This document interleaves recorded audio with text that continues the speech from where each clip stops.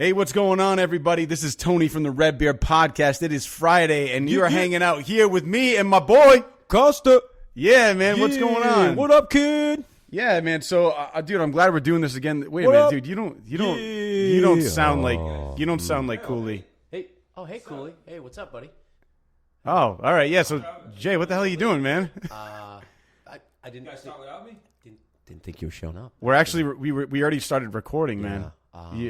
All right. Fuck. I figured we did one together, so maybe Tony and I could.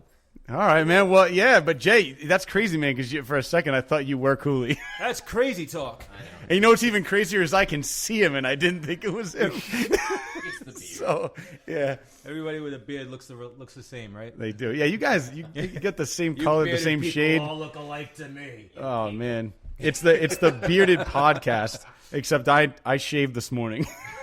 So... But yeah, man. Dude, Jay, I just want to up nice. Yeah, I know, right? Thanks, man. Yeah, thank you. So, Jay, I just want to welcome you to being on the podcast, brother. This is awesome, man. Glad to have you. Jay, nice to see you again, buddy. Yeah, we've been talking about trying to get all three of us together for a while, and it's just been like schedules. Yeah. But dude, I'm down for this. It's gonna be fun. So, Cooley, man, how was your Thanksgiving, dude? Shit was tight. It was lit. It was lit, bro. Hashtag lit AF. Yeah, man. We had turkey. Did you? Yeah. It's stuffing. All right. Cranberry sauce, olives. Olives, bro. Sounds like a little bit of antipasto in there, bro. No antipasto though. You made it like, yeah, definitely, but none. Little wine. It was good though. It was good, man. Some pastries. Pastries? Well, pumpkin pie, like fucking like baked goods. Pastries, I don't classify that. I love pastries. but I feel like a pastry is like a lemon meringue square. Yeah. I got a pastry. Listen, it's flaky, but it's good. So yeah, Court made like this pumpkin pie cake, which is like a combination of cake and pumpkin pie. So it's not the same thing as pumpkin pie and fudge, though. No.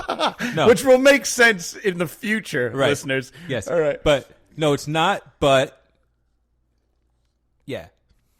All right. So, and what about you? How was your Thanksgiving? It was good, man. It was a blast. We went to Becca's grandmother's, and then and oh my god, and her family is like hardcore Italian, so it was antipasto, man. Like they start off with like the rolled, meat, and they do like the peppers and the olives though. Yeah, and I don't know if I'm not a big. I can see you going to make a sound. I can't give you a straight face.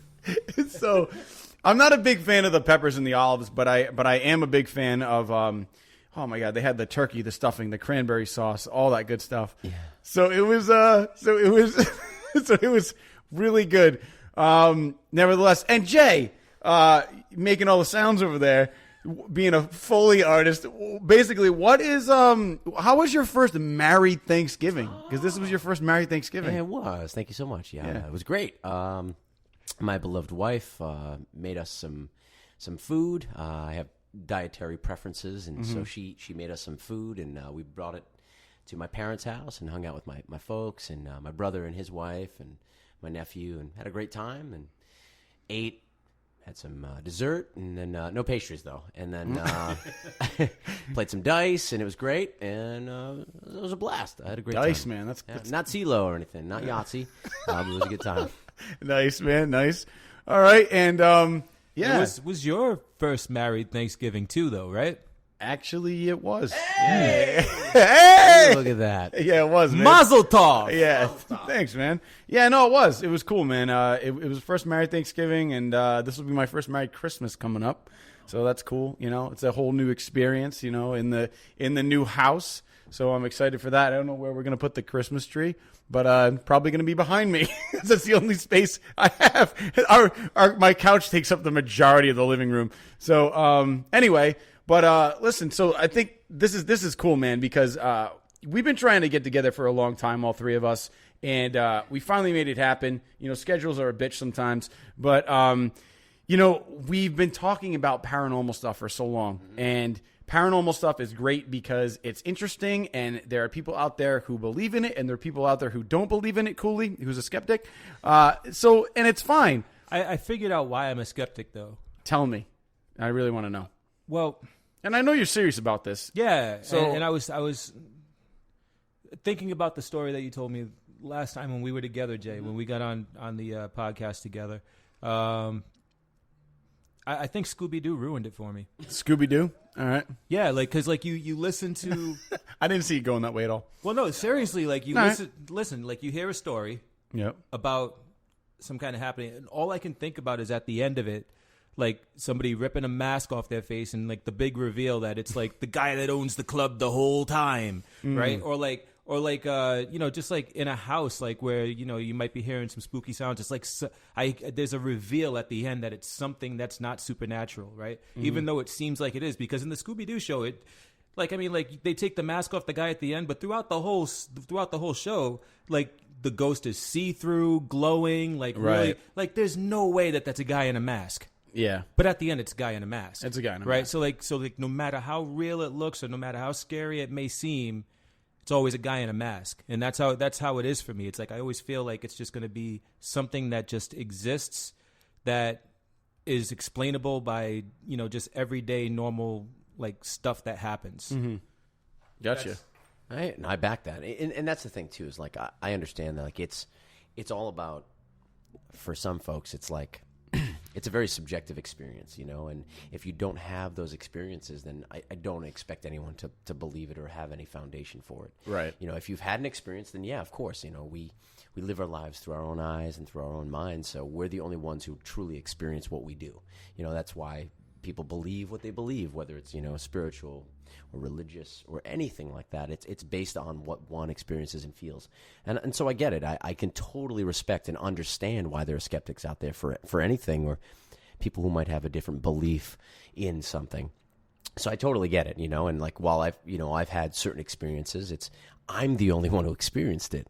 So that's like feeling as though, maybe someone who talks about an alien abduction, to say right. well, I don't believe you. Well, I didn't experience it, so who am I to say I don't believe them? I don't know. I'd like to, give them the benefit of the doubt and, assume positive intent and, give them that, give them that freedom to truly have that experience and share it with people, That's just, that's me. So I understand it totally. Yeah. And, and I really like the fact that Cooley is a skeptic, because it kind of, I feel like we balance each other well. I'm one of those people who believes in a lot of stuff because of things that I've experienced and things that I've seen and just the information that I know about, or that I've researched. For me, there's a lot of stuff that I base my beliefs on and what I think is real and not real. But then there's Cooley who will say, well, let's take a step back. He hasn't, sometimes read the information that I've read. So he can kind of have a different outside eye on it, which is great, because then he can say, well, think about this. And it might be something that I might be blind to because I have a preconceived notion about it. And I like that.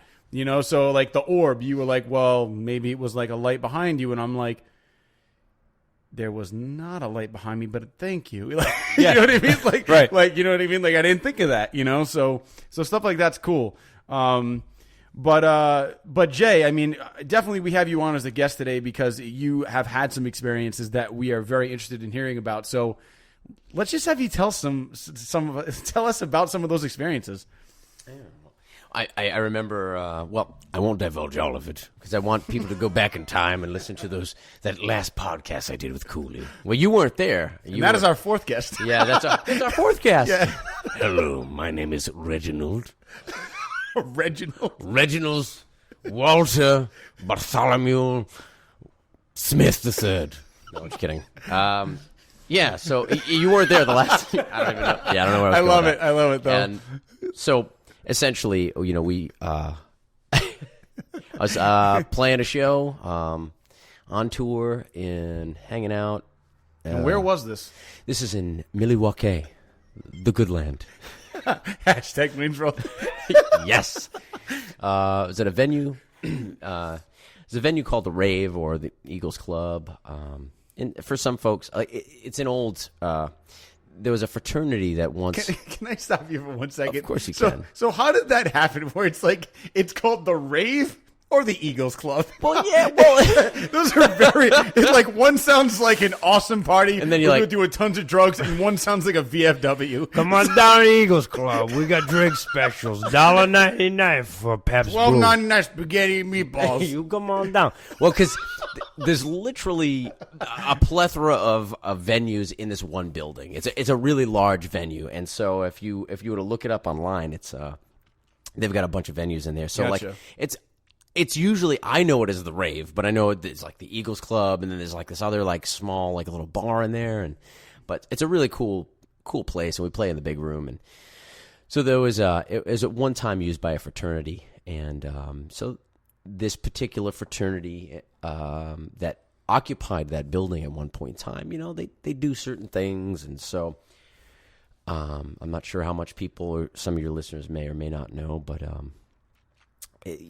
whether there are electromagnetic anomalies or things, either way, it's energy, and there's energy that's captured and stored places, I believe. And so the experience that we had was, it was our first time playing the venue, and we were the first band on this tour. So we were doing our sound check.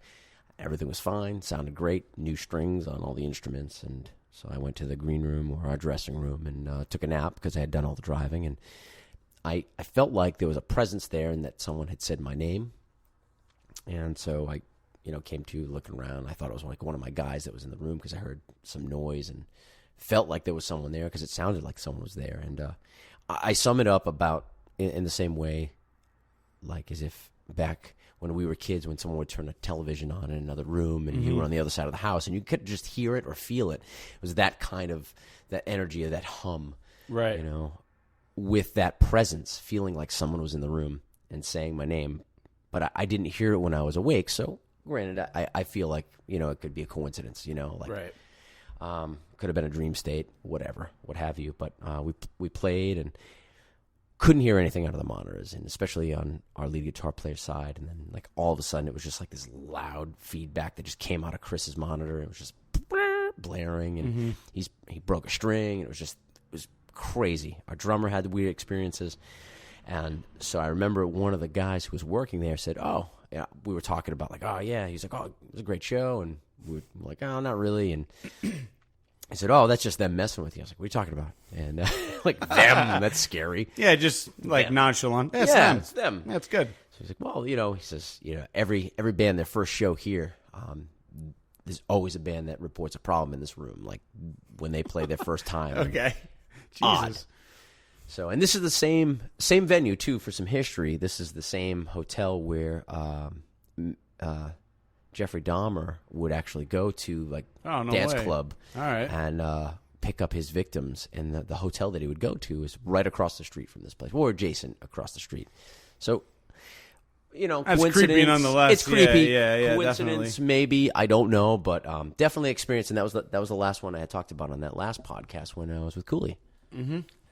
Yeah, man, that's interesting. And it was Connors the whole time. I was just gonna say you're gonna jump in, yeah. Well, yeah, because like even still, there's like there's like all kinds of rooms to this place, and the upstairs room are. I would have gotten away with it wasn't for you pesky kids. Like our bass player at the time, he had taken a bunch of photographs, and they were. Whether orbs, a lot of people talk about orbs and photos and, dust flying through the light and you can just see it. But the thing about his photos that stuck out, that there were these same shapes with these orbs throughout all the pictures taken from different perspectives. So it wasn't, and it wasn't like, and it moved slightly. So it wasn't like, you could tell that it wasn't necessarily on the lens, and it wasn't necessarily like, it didn't feel as though, or didn't seem as though that there were these particles that were floating by as the camera was taking the picture. So it had these certain shapes to them that, the perspective of the room changed, but that shape still remained with those orbs. Yeah. That's what stuck out to me. Gotcha. And that's what stuck out to him too. So, that was one of my experiences, On tour. On tour. Punch. Cool, man. Yeah. I mean, now Cooley, we've talked about this a couple times, but I mean, just to kind of, maybe remind people that may have do not know this, have you had any experiences that jump out to you at all? Things that may have happened to you that you think are strange or anything like that? Things that happened to me personally? I mean, like anything that you would consider like paranormal or like supernatural, maybe like anything like that. No. See, and that's why I love him because you know what I mean? So, because I mean, I told you about my mother-in-law on the boat. On the cruise. Yeah. Whoa. You had an experience? I had an experience on the boat. Yeah, Really? it was basically sleep paralysis is what it comes down to. Yeah. But she believes that there was and who am I to say that it wasn't, but right. I mean, like she believes that there was like a spirit that was like holding her down, while, she was sleeping. And like, I was actually sleeping in the bed next to her because like, that's like the weird shit that my family does. We all got a cabin together on a cruise with mother-in-law and everything. It was Hashtag New Kids on the Block. Yep, great. So it was fun though. I got to say it was fun. We had a lot of fun. You loved it, man. But but yeah. So like she wakes up in the middle of the night and she's like, Anthony. And I'm like, what the fuck? And I like look over and she's laying there and she's like, her eyes are wide open. She's like staring at me. Anthony, help me. It's like this really weird, like she's being strangled, like, and trying to squeeze the breath out of her mouth, like to talk. And then she finally like was like, I can't move. And then, like you see her and like she gets up and she's like crying, she's wailing, and she like could swear that it was like somebody holding her down. But that's like the extent of anything like paranormal or weird that I may have been involved with or been like privy to. But still, I mean, like that's explained away to me by sleep paralysis. That's basically what that is. So I've had a friend of mine who actually had a similar experience, but it's not similar at all. He actually fell asleep, woke up, couldn't move, right? But then like he was able to kind of get out of it. So he was like, that was weird. And he kind of like freaked out for like a half hour.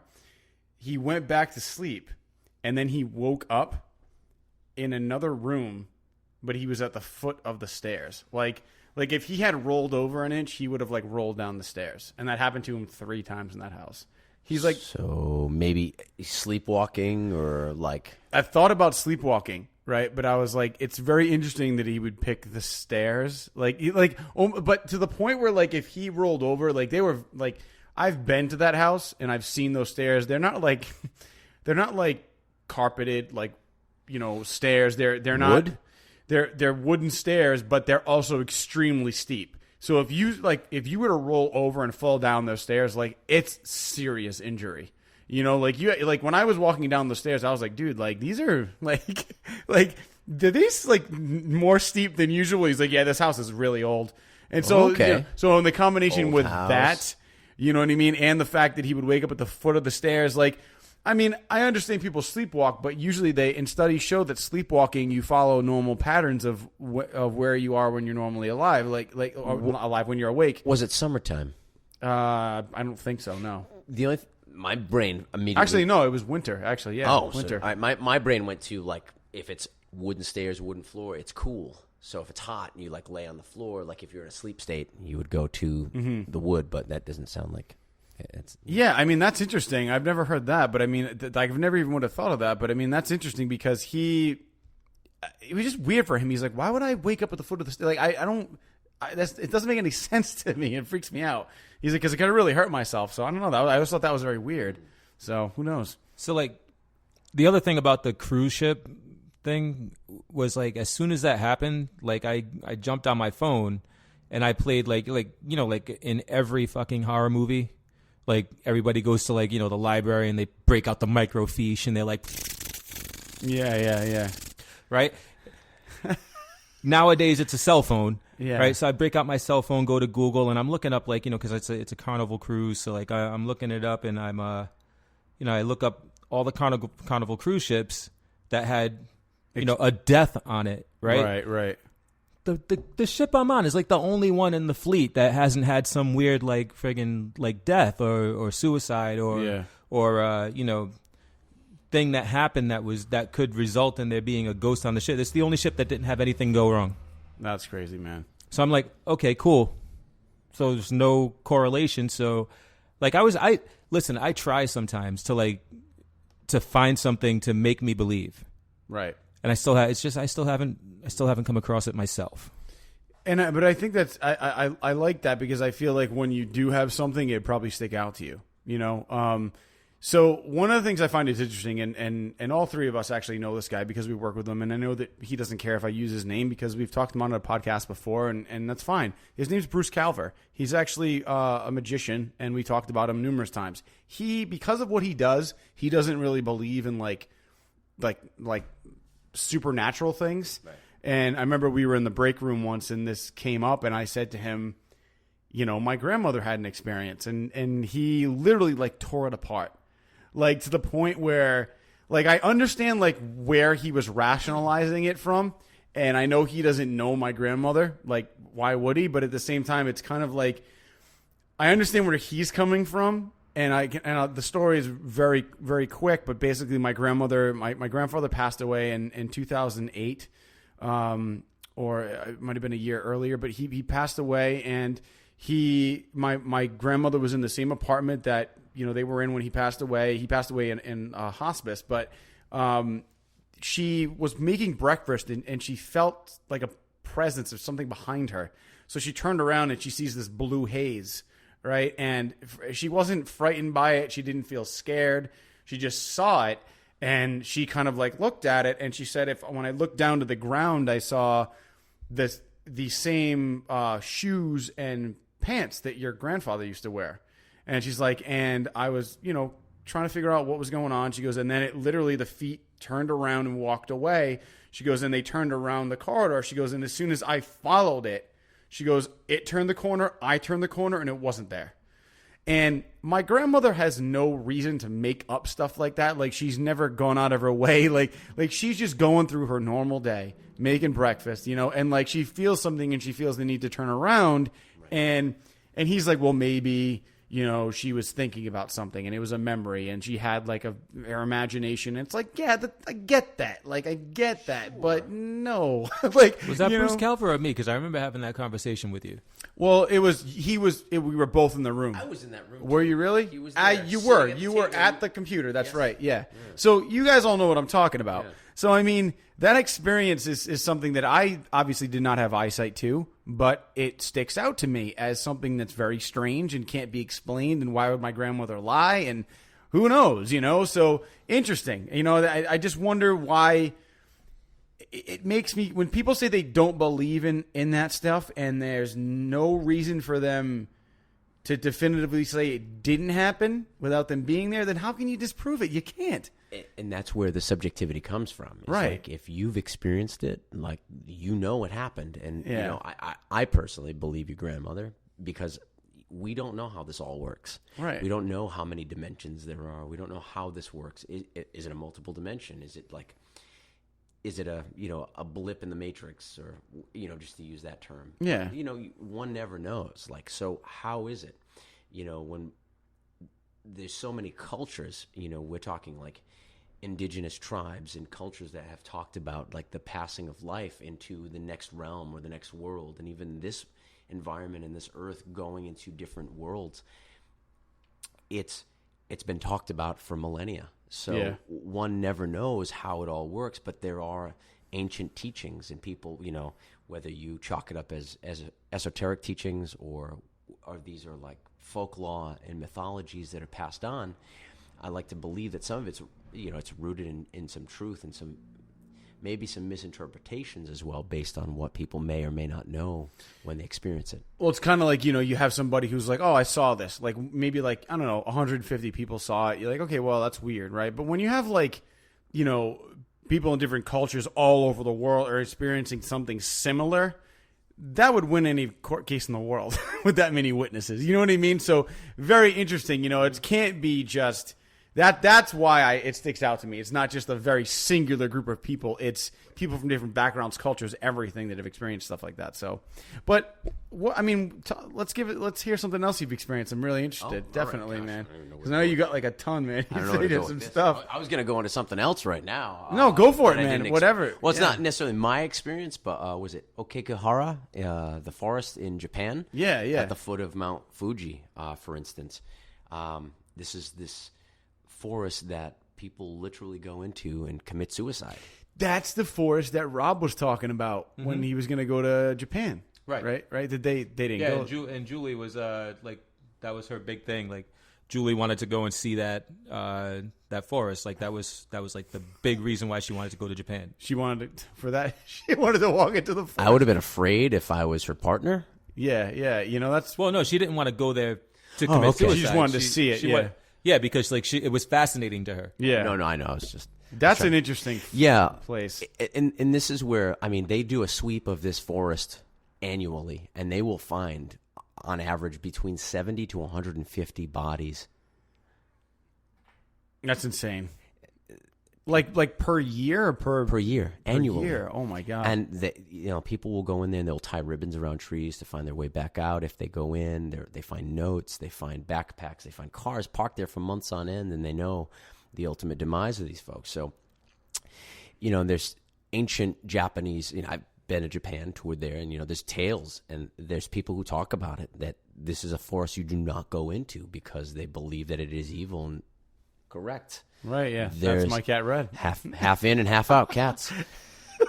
That there is an energy there, and that some people who go in with maybe negative thoughts won't escape those negative thoughts, So whether there's, electromagnetic anomalies, we don't know. And that's the thing about mountains. Mountains have always been viewed by cultures as, gates and gateways, the axis mundis, where people have felt power and energy. That's why, you talk about pyramids, whether they're step pyramids or whatever. And, from Mesoamerica to Egypt, all over the globe, we're talking ancient civilizations with these structures that are designed and built to look like mountains, that are gateways, that are believed in cultures, that are portals for energy. So in these people's beliefs that they're going there, they're escaping this realm to go to another realm. So we don't know how this works. What's interesting is that so you and I have you seen the movie The Conjuring? I have not. So there's actually a really cool woman that we've had the privilege to talk to a couple times, and she's a friend of mine, is Andrea Perrin, who has lived in the house, the real house of The Conjuring, and she believes that farmhouse is a portal to like another world, and she uses that metaphor hundreds of times. And I just think it's very interesting when you say portals. Like we don't know if this is like one dimension. Like the very weird things. So, but that forest, man, that's trippy. Like it really is. Like a 75. Holy shit, that's a lot of people dead, and just like walking in there and just like people walking in there and losing their shit over. We have no idea what's going on either.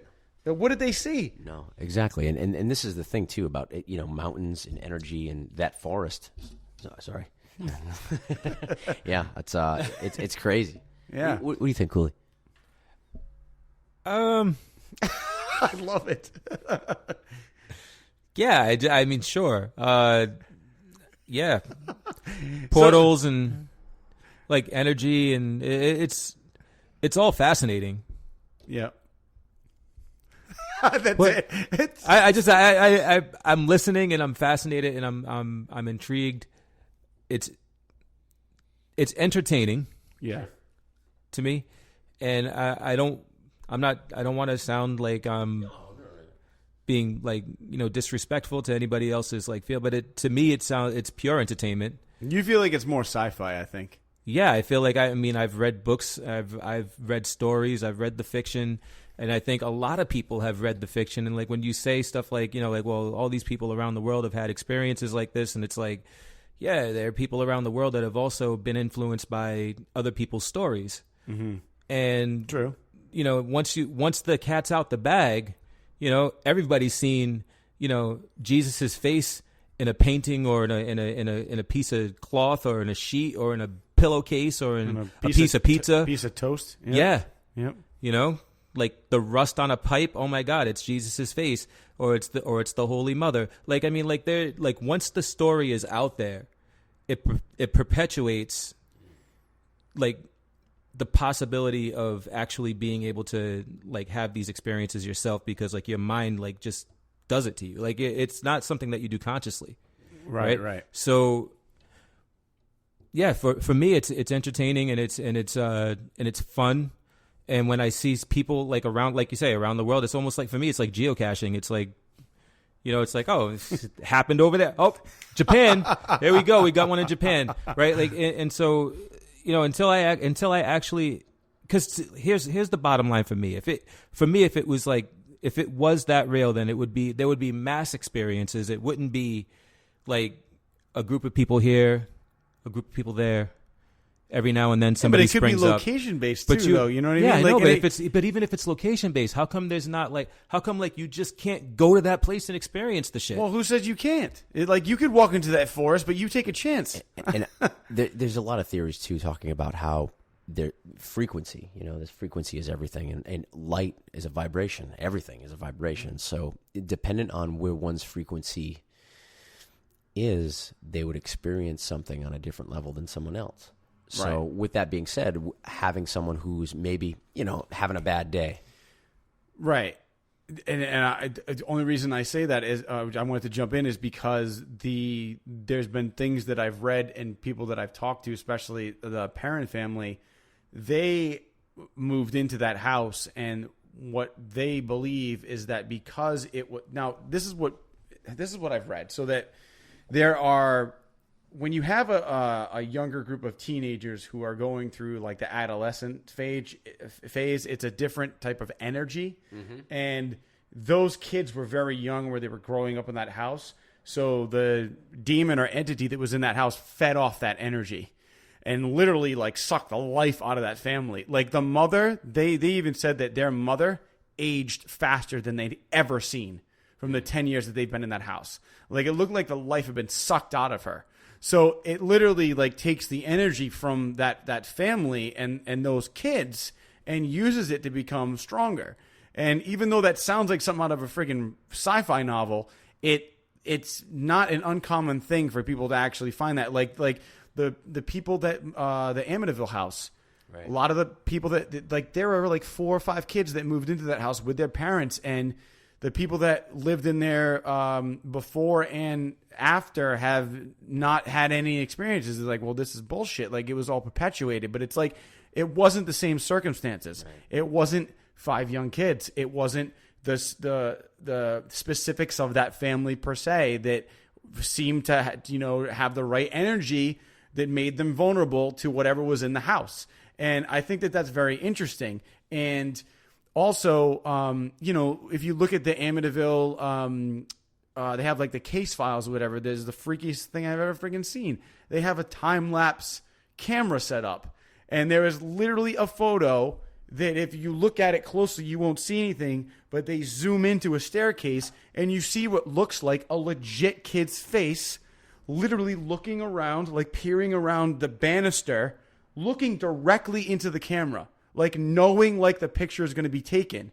And it's got like white eyes, but dead on like a kid's face. Like you can't say that's not a kid's face. I'll show it to you. It's freaky as shit. First time I saw it, I got goosebumps. It was the weirdest thing I've ever seen. So there is something there, but whether it preys on the family in the house is up to circumstance. That's what I believe. Right on. Like whether it's that energy that they can feed off of, or it feeds off of, energy, whatever it is, I personally like, I'll put it on the record just so, people can, and I don't mean this in a derogatory way, so that you can actually, scrutinize my feelings or my belief about it. I believe that there is energy. I believe that there are different dimensions and different, I do believe there are portals and gateways, and I do believe that there's a veil, and when you peer behind that veil and when it's thinnest, that's when we see these,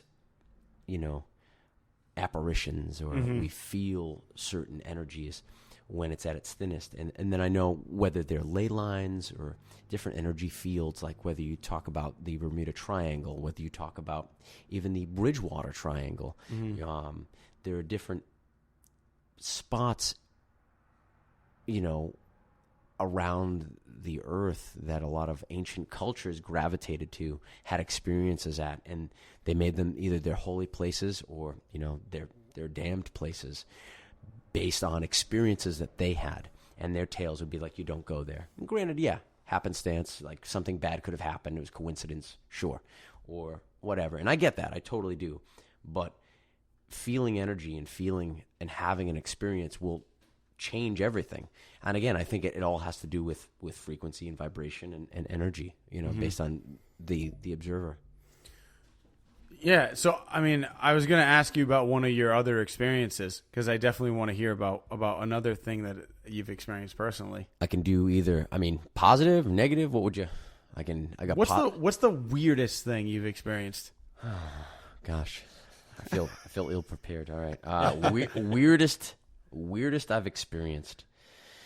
Gosh, it's usually, that one was weird because I felt like someone had said my name and was there and around me. New Orleans was weird. It's so weird, man, because everybody says New Orleans is like got some stuff going on.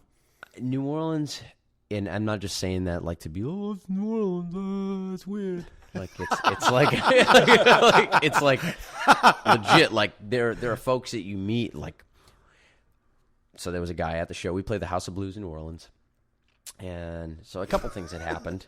But one of the things that I remembered most was this gentleman who was he was talking to me, and I just had this feeling like this guy isn't here. This guy isn't part of this. Granted, this is my opinion and my perception, and I get that. Just really odd, very awkward, like talking to me. And like, I felt like this guy is not of this era. Like, yeah, sure, he was like clothed regularly, but like, I don't know. There was something about it. And so my guitar player at the time and I were talking to him, and I was thinking something. And he says to me, he's like, that dude didn't seem like he was like around here, even though he was talking about from being around there. And I was like, I was thinking the same thing. So whatever, it is what it is. We were the two talking to him. So we had the next day off, and so we were going to take the day off in New Orleans. We parked at this RV park, and with this other band they were on a tour bus. So they're like, oh, we know this RV park, we're going to go here, whatever. Well, unbeknownst to us, we didn't know that night because it was nighttime. We drove to the place, yada, yada, yada. I'm trying to keep it short. I know I talked too long. No, it's fine. No, it makes sense. So we park, and we're going to get some sleep. We're going to wake up and hang out the next day. Great. Sure, coincidental, absolutely, possibly. But both of us had similar dreams and had similar weird dreams. The next morning we wake up. We didn't know. We were between two cemeteries, two old cemeteries from like when, it was first colonized by the French. So we're hanging out in the French Quarter between these two old cemeteries, having similar and weird dreams after talking to this weird guy that we both had the same vibe from. So whether this person was some sort of entity or some sort of weird person putting out this energy, or was it trying to get energy from us, did it infiltrate us? Did it infiltrate our psyche? I know it sounds weird, but those are questions we're asking each other, like what happened? Because we both had a very similar experience. We both talked to the same person, and we were both, on a similar trajectory in life, with inside joke, and just felt like we were experiencing like something similar simultaneously. Just bizarre, It is weird. Just uneasy, more than just like, okay. What was the dream? Loosely, there was a female in the dream, and it's been about 3 years now, but there was a female in her dream. There were stones. There was just her having an influence on us and telling us and affecting us in like this weird way that made us feel uncomfortable. That's the most I remember of it. Just to be completely honest, I don't remember all the details, but we both remembered this woman. We both remembered these rocks. That was it. Bizarre. That is interesting. Yeah. That we would both have those similarities in our dream. Now, there's something else, too, where you could have a conversation with somebody or be in the same room with somebody, and someone's thinking something, and then you say it. So I don't know if it's wavelength. I don't know if it's somebody, and I don't know how that works. I've had similar dreams with my wife, or before we were married. We had these similar dreams. So I don't know if it's because you're so close to somebody, you kind of think along the same way, or you've experienced the same kind of day. So subconsciously, your mind is kind of taking these images and putting it out there. I believe in that because I've had like me and my wife will think the same thing. When we first started dating, it was the same thing. Like, oh, I was just thinking that. That's weird. Like to the point where it was like, what? It was too many times. Right. So I don't know. I mean, what's your thought on that? Like, dreams and things and like something like he was saying, having the same dream, Oddly enough, I do believe in energy. Mm-hmm. Obviously, I mean, shit, we're using energy right now to record a podcast. Right. But I mean, I do believe in energy and like how it can permeate like a group of people, like, and if we get in sync, there can be, similarities in the way that we think and the way that we communicate and the way that we speak even. Like, I mean, a buddy of mine and I are, Ryan, kid that or the grown man that I introduced you to at the Comic-Con, grew up together. It's my buddy. I mean, like we still finish each other's sentences. It's uncanny. But to me, I see that as less of a paranormal thing and more of a, just like you said, wavelengths, man. We're on the same wavelength, which is actually a pretty well-known, saying, or ism. But like those wavelengths, those energies, it's like, dude, like when women like sync up their periods, bro. Mm. Yeah.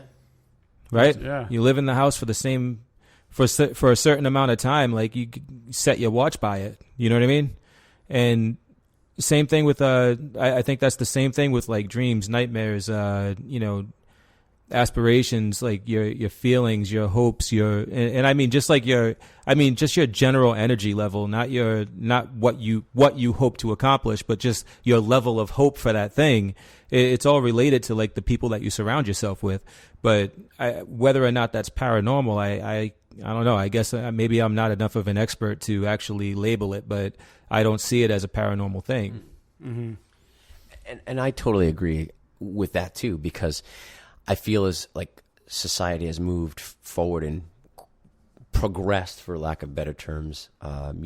There's always been such a division between spirituality and science. And personally, I don't feel as though there should be any division, because I feel as though that there are similarities between the two that can be explained, whether they're, electromagnetic anomalies or, wavelengths, that common phrase, like where people can be in sync with thoughts and feelings and ideas. There's talks of, the indigo children, like the indigo children are supposed to be this new, race of kids and children that are in tune with things. So like, where are these thoughts and ideas coming from? Like, why are people more empathetic than others? Why are people more compassionate? It's upbringing, it's subjective, sure, but I believe that there's something else to it. There are some people who just have it, Mm-hmm. I mean, I think that the division between science and spirituality is that there hasn't been anything that you can scientifically prove as far as spirituality is concerned. Right, so that's why there's a rift between the two. Like, I mean, if science could prove spirituality, then they would be married. I mean, there would be a marriage between the two, and inherently, just, I mean, at its very base level, spirituality just wouldn't be spirituality anymore. So you would eliminate it completely if it had a bond with science in any way, shape, or form. So. Yeah, I mean the whole thing with spirituality, and I said this before, it's like it's how we explain the unknown. Yeah. And if there's something that we don't get, that we don't understand, and we can't explain through science, then it's spiritual and it's it's otherworldly, it's paranormal, it's aliens, it's ghosts, it's spirits, it's what have you. And like I said, I am more of a scientific mind. I'm not saying completely 100%, but I do want that proof. I want that evidence. I want to see it concrete in front of me. This is what's going on, right? And yeah, sure, it would explain away the spiritualism of it, but it would give a label, and it would make it a real thing. It would make it concrete. It would say, this is what it is, and I can show a picture to somebody. We can write an article about it. We can share experiences, and there's really, like, how many shared experiences are there really? Like, I mean, that, you know, hey, I had this experience, he had this experience, and we can actually talk about it, right? Unless, again, like, it's this group of people that have been in sync with each other for, you know, months, years, you know? Well, I think as far as shared experiences go, I mean, there are people who have seen the same thing, but it hasn't been like a mass experience. Well, I'm saying two people that don't know each other, right? Mm-hmm. Or just met yesterday, go and stay in a hotel and have the same experience. I haven't seen that. Heard that, have any. It's usually like a family. It's usually, you know, good friends, you know, husband and wife, you know, whatever. But not complete strangers going in and having a shared experience and then coming out and saying, hey, I don't even know this person, but I'm telling you what they're telling you is right. You know what I mean? What they're saying is accurate. And I haven't seen that unless we're talking about a paranormal expert and somebody that they just met, because now, you know, either they're trying to, like, you know, make their case for being a paranormal expert. You know what I mean? Like, if somebody without a dog in the fight meeting somebody else who doesn't have a dog in the fight, and both of them coming to terms and saying, hey, we just saw this thing. I have never seen that. I mean, but they okay, so that's a valid point, but they do actually have, I've seen episodes of stuff like that on, like, Ghost Hunters, where, like, they'll have, like, two interns that, like, literally, like, applied for this thing, and they both come in, and who knows, it's reality TV, but I mean, like, it seems like it's legit to me, and it seems like there are these two people that don't know each other that are coming in for this filmed thing, and they see something, and they both, like, you know, have the same experience. As far as, like, a mass experience or a mass sighting, this is a whole nother realm that you and I could get into, Jay. But I mean, there have been UFO sightings that people see. Like, I mean, like, hundreds of thousands of people that they see at once as something in the sky, and it's documented that this thing was seen and a ton of people saw it. But then it's just kind of brushed under the rug. Like, yeah, maybe you saw it, maybe you didn't. Who knows? That's the end of that. You know, and that's interesting to me. I think about, I'm an observationalist, and I remember realizing when I was young, I would see two people who didn't know each other, you know, whether it was at a mall or somewhere, a restaurant, and they weren't looking at each other. They weren't sitting together.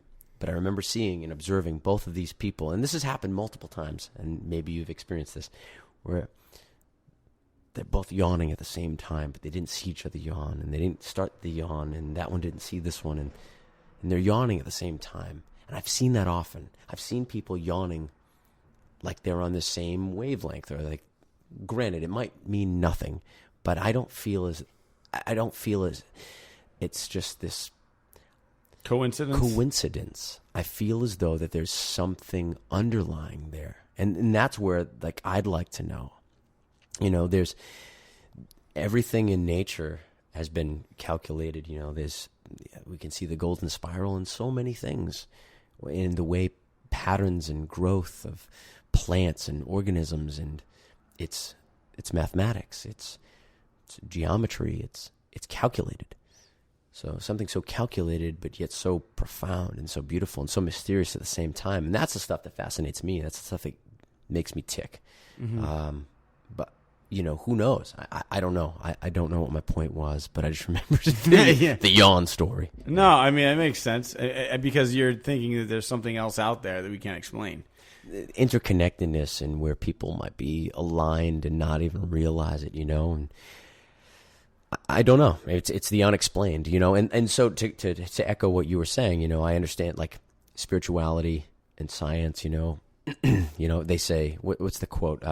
Faith begins where all reason is exhausted, or I'm paraphrasing, but and I get that, because when you can't explain anything, then you just chalk it up as, well, it's a spiritual experience, like, you know, and I get it. Like, some things just we can't explain yet because of what our minds are only able to comprehend at this point, or whatever point it is throughout, you know, the timeline. You know, ancient cultures, what they would interpret as, you know, a sky being, a sky god, you know, right, being like a misinterpretation of a visitor from maybe somewhere else, right. Whether maybe it's someone who just sailed over from another continent, or someone who came from the sky. Right. We don't know. Right. Now, if some of this stuff was explained as just a simple, like, echo of energy that was left behind, that's something that I can maybe get behind, and maybe even say, hey, I might believe in that, right? But the intelligence behind some of the spirits and like, I cannot figure out for the life of me what the friggin' end game is for a ghost that's just like, oh, he made it cold in the room, or it's I just heard a creak. Like, what does that do for the ghost? Like, what's the ghost doing? Like, is the ghost like, yeah, I scared that motherfucker? Like, what is is it like Casper? Like, where the goal is just, let's scare these people? Like, no, I don't think I don't understand. I don't think that's it at all. I mean, especially if a certain type of energy is echoing like a time frame, or is just kind of like a repeater of something that happened in the past, I don't think that ghost necessarily is even there necessarily. That's what I'm saying. I think it's necessarily just an energy that is there, that is kind of like trapped there for whatever reason. So most, you know, paranormal professionals will say, or experts will say, that if a ghost walks through a wall, at one time there was a door there. You know what I mean? And the structure has been altered and changed since then. So, and I always found that very interesting, right? And then they say, if 90% of the time, if you look up the architectural structure, there was a door there at one time, and that energy is just repeating itself. I feel if there's a creak, then that is probably just the you know, simply the wood is worn out and it creaks. You know, or I mean, my door to the new house that I'm in. I mean, like, if you let that door open, it, you know, it's right. A creak. You know, I don't think it's the sound is there to scare anybody. I just think it's that object moving, which is creating a noise that in horror movies has been, you know, kind of articulated to be something that's supposed to be scary. Like, somebody's in the house. Oh shit! You know, like, we're gonna get killed. I mean, if you watch enough horror movies, they make you think those sounds mean the worst. Right. You know, but I don't think that they do. I said creaking as just an example, but I'm saying like people say, oh, there's a ghost in the house. Mm-hmm. They say it because they've heard noises, or they've heard, or they've felt cold air, or they've experienced something, that something fell over off the desk without nobody touching it. Yeah, but those are times. What's the friggin' point? Why is the ghost doing it? Why? Yeah, but see, in those situations, and I'll get to you in a sec, Jay. But those are the situations where I feel like it's definitely not always a ghost. Like, that's when you hire somebody to come in and go, okay, the breeze is from the draft coming from the window, or that shelf that something fell off of is tilted and something slid off of it. Or, you know, the noise that you're hearing is the plumbing in the wall. Or you know, if it flies across the room? What if a ghost throws a dish across the room? What's the fucking point? Well, I feel like if something flies across the room, I mean, then that's obviously could be different than just a ghost. Then you're looking into a different realm of something being demonic and trying to actually inflict harm on somebody. But what if it's not trying to inflict? What if something flies across the room in the complete opposite direction of where you're standing, but it's just because it's trying to let you know that it's there. It's trying to basically say, hey, I'm getting your attention for a reason. Like, if you watch The Sixth Sense, granted it's a movie. It's an M. Night Shyamalan freaking phenomenon. It was his only best movie. Plot twist. Yeah. But if you watch that, like that ghost, that little girl in the movie was scary at first because she shows up in his tent and she's throwing up, and it's scary as shit because you don't know what the hell's going on. Why is she? But then when he actually says, okay, he runs away from it, and then he says, wait, what do you want? And then you find out that, like, she was basically trying to give him or show him where a tape was that showed how her mother was poisoning her. You know what I mean? Which they then gave to the father and had the mother like basically convicted of a crime because she was hurting your child. So, you know, I don't think it's a way of getting your attention, but if you don't see something and something moves because of the stigma of horror movies, and I think a lot of things out there, that shit automatically freaks you out and you don't know how to deal with it. You know, if you can't see it and you can't see somebody physically move it, oh my God, it's a ghost, I'm afraid. You know what I mean? Rather than taking a second being like, what's going on here? Rationalizing it. What is trying to get my attention? You're no more afraid about getting hurt. So, yeah. I remembered the only time that I personally had ever had two experiences in my parents' current house. Very nice home that was built in the mid-40s. These two brothers built the house. They were carpenters, master carpenters. They built it for their sister, and they lived there, and they were the first owners, and my parents were the subsequent second owners. We were my brother and I, my brother's 6 years older than I am, but we were the first like kids to really be in the house. But I was 9 when we moved in, and I was probably about 11, probably a little bit older. Anyway, in our bedroom, I had noticed my brother and I shared a bedroom. Well, we shared a bedroom for years, but he wasn't home, and I was in the bedroom, and this I will always forever say to my last breath, there was the feeling of literally someone right on the side of my face breathing into my ear, like just taking breaths, just. And I jumped up from my bed and ran to the living room and like, hey, Ma, where are you? Like just nervous and scared and like trying to figure out where everybody was just because I knew I had experienced something and it was odd and it scared the living shit out of me. And I had never had any experience like that. That same month, we had a black fly infestation in our basement at a window right near where our window was. It's like the washer and dryer were right there, and there was like a little window right there. I mean, to this day, I've never seen anything like it. Just a massive amount of black flies. Now, there's no food over there. There's no manure. There's nothing. It's in a basement, and it's like that the window, and it like kind of drops down, and there's like a metal grate above it.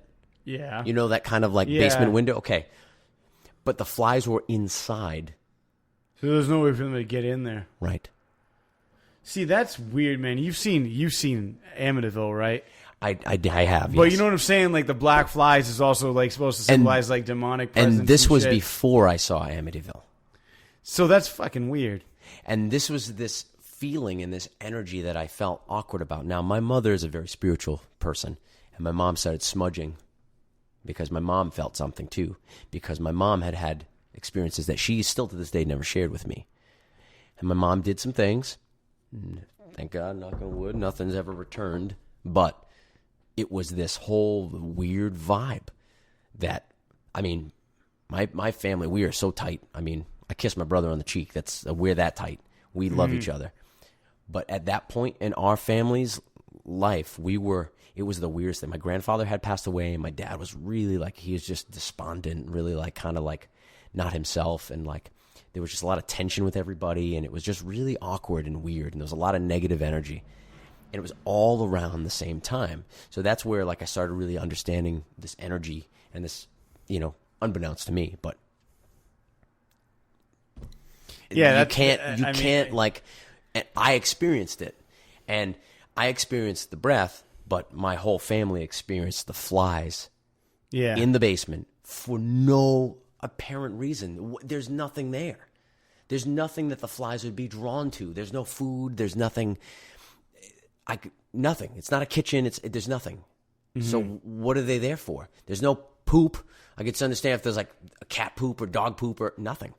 Yeah. That's weird, man. I mean, those like when you just because of stuff I've read, they've always said that like flies often lead to like other weird experiences. It's a symbol of something. It's not necessarily like an actual fly. It's more of like a representation of something else. Right.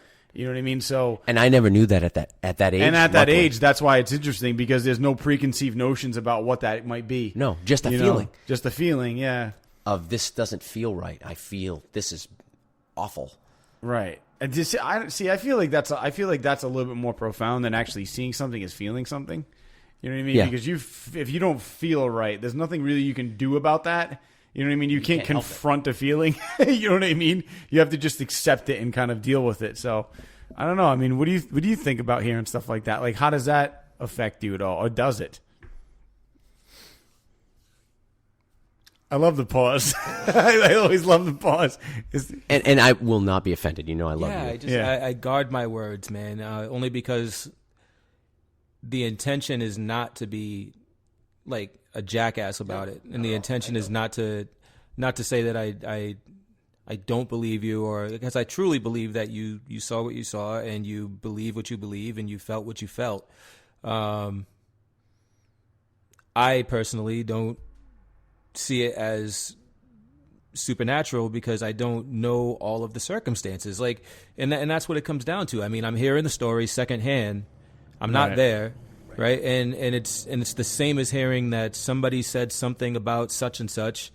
What are you going to do about it? I'm not going to do anything about it. I'm going to ask that person, hey, what did you say? And what did you mean by it? Right. So it's the same thing, except for I can't confront anybody. I can't go and see this experience or replay it. It's like I'm just taking it at face value, and I can't say whether or not it makes me believe or not believe, but you know my feelings on it. Like, I mean, and again, this is not to sound like a jackass, but you know, like every time somebody tells a story or you tell a story, you know what I think, you know what I believe and how it's going to make me feel. And when you ask me, what do you think about that? No, that's why there's a pause, because like you know what I'm going to say. I feel like you know that I'm going to sit here and I'm going to say that that's not supernatural, right? And like I just feel like that's I don't want to make you feel like I'm discrediting you. You know what I mean? No, I know. And that's where like that's where the pause comes from. And I know that. And when he says like I want to guard my words, like I wish you wouldn't. I want you to come on and be like, I think it's bullshit. Like, you know what I mean? Like that's because we get it. Like we're friends, you know. I'd want you to be just brutally honest. Yes, and that's the thing too, is I'm open-minded and open-hearted enough that I don't take it as that's the thing. That's why I want to guard my words, because while I might say, yeah, it's bullshit, it's not bullshit because you felt it, you experienced it, you did what, like this was you, right? That's like me saying, hey, you know, I experienced racism in high school, and somebody saying, oh, that's bullshit. Like, well, yeah, because you didn't experience it, right? Or you may think that I didn't go through that, right? But I did. Right? Oh, there's racism in the world. Oh, that's bullshit. It's not racist anymore. Yes, the fuck it is. Right? But that's what I go through. That's not what you go through. So yeah, it's the same. It's the same thing. Yeah, same thing. It's the same thing. Here's a very interesting story I'll tell you guys. So this is really cool, and it happens. I can look at it from when it happened, like seeing it from my eyes when it happened, and now looking at it because of things that I obviously know now of getting older. So. And it's the perfect time to talk about it because it's December. So my father is awesome, and he is probably one of he was like the biggest advocate of trying to make me and my sister's Christmases special. You know, with like Santa Claus is real. Like Santa Claus is real. I love him already. Right. You know what I mean? And just kind of like he's real, and like he would do shit where like he would call somebody. I don't even know who the hell was on the other line, but I could hear them, you know? Like I just talked to him. Like he told me what's going on. Making it magical. Yeah, you know what I mean? So like there were so many things like, and my dad told me that when he was a kid, he like in the middle of one night, like he woke up and like caught him and they like talked. Like so there's these stories that he told me that I believed as a kid.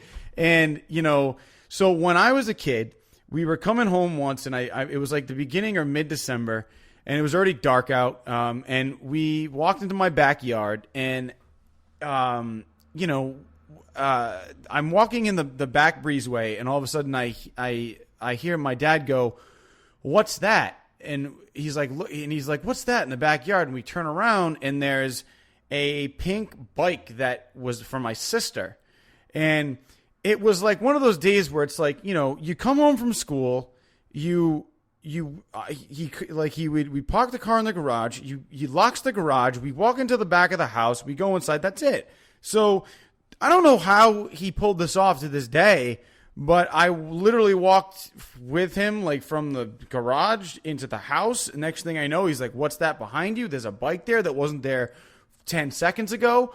And I'm like, "Where did that come from?" And then obviously he's like, "Oh my God," he's like, "Santa must have dropped it off." And so literally he's like, "There he goes." And I literally look to the left, and in the porch, I literally to this day can still see it. It was the feet of the reindeer flying by the window with like sparkles falling from the feet.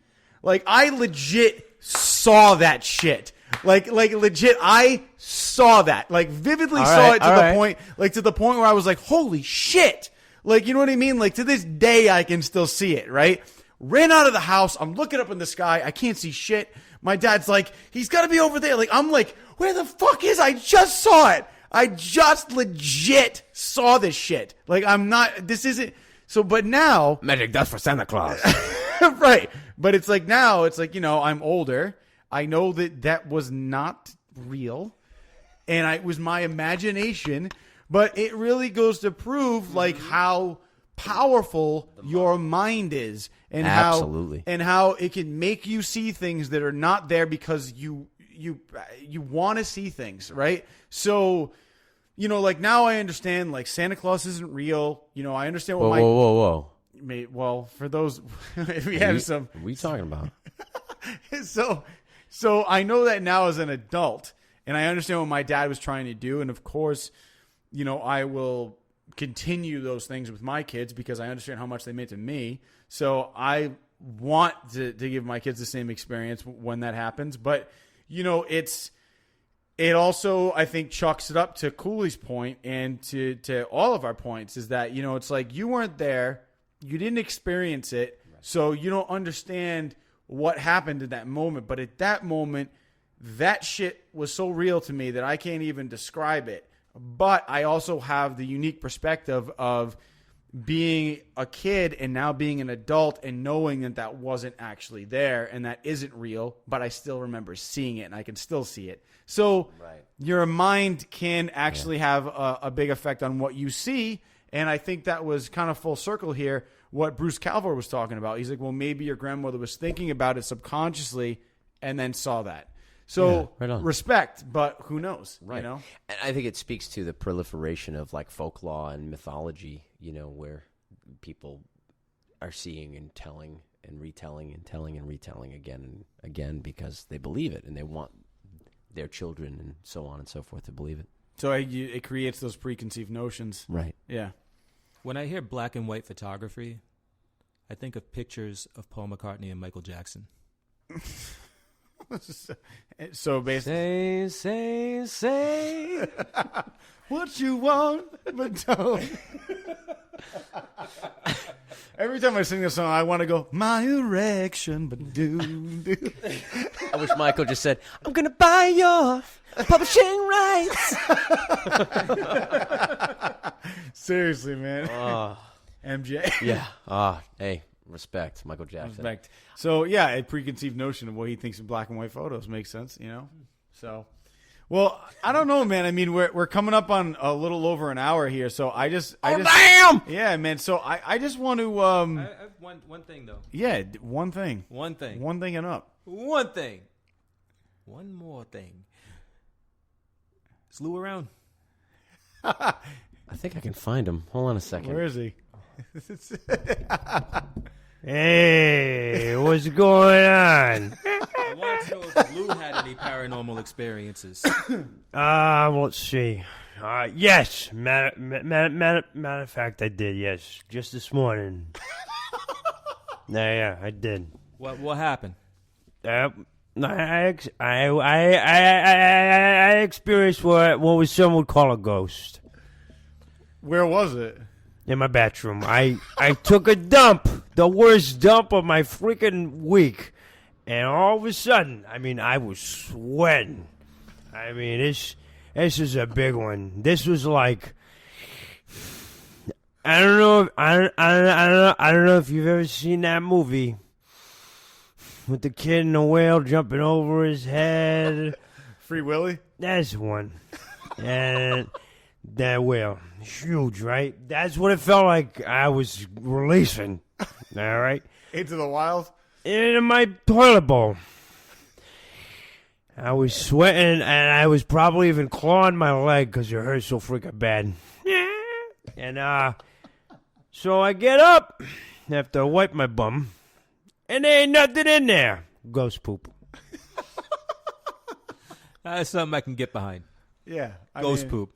Yeah, that happens, It's It happens to the best of us, and I'm pretty damn good. It's like when you take a shit and it comes out so fast that it hits the water and the water hits you in the ass. You look in there's nothing there. Did it ever burn? Yep. Ooh, I've had that. Yeah, that sucks. That's usually after you have buffalo chicken. Something spicy. But anyway, on that note. Yeah. So everything comes back to poop. Oh, man. So, Jay and Uncle Lou, yeah. I want to thank you for coming on, man, because this is awesome, man, having you as a guest. Yeah. It was so good to talk to you about this stuff because I like hearing about your experiences. I like your outlook on things, and I feel like we're on the same quote unquote wavelength sometimes with that stuff, and I feel like Cooley is actually the kind of like the skeptic, obviously, and I like that. I like that go back and forth, and like you tell a story, I tell a story, and then he throws in his thoughts about it, and it gives you an outside eye. But obviously, I think you feel it and I feel it, and I'm sure I don't mean to speak for any of you, but I feel like you and Cooley are on the same wavelength. Oh yeah, Cooley and I are on the same wavelength. Like that's the thing. We found like this. There's a common thread between us. Right. No matter what. And I love that. So I mean, there's something to be said about like what brings people together. That commonalities that are drawn. I agree, man. I love it, man. I agree. Yes. So, yeah, I mean, with that, I definitely want to kind of, end today's episode, man. This week was awesome.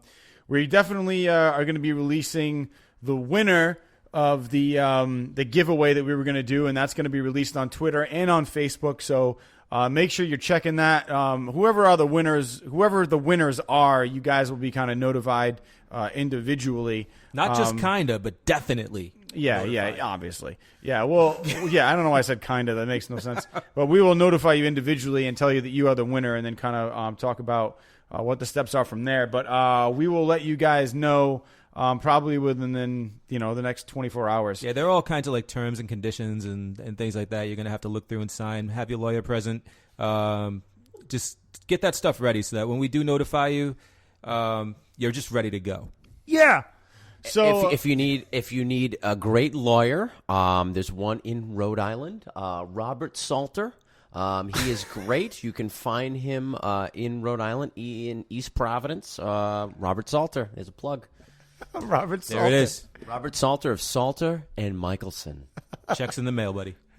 He's great. He's my lawyer. He's one of my lawyers. Is he really? Yeah, for real. Yeah, he's my service mark and trademark lawyer. There you go, man. Great guy. So yeah, if you're looking for great service marks and trademarks, go see.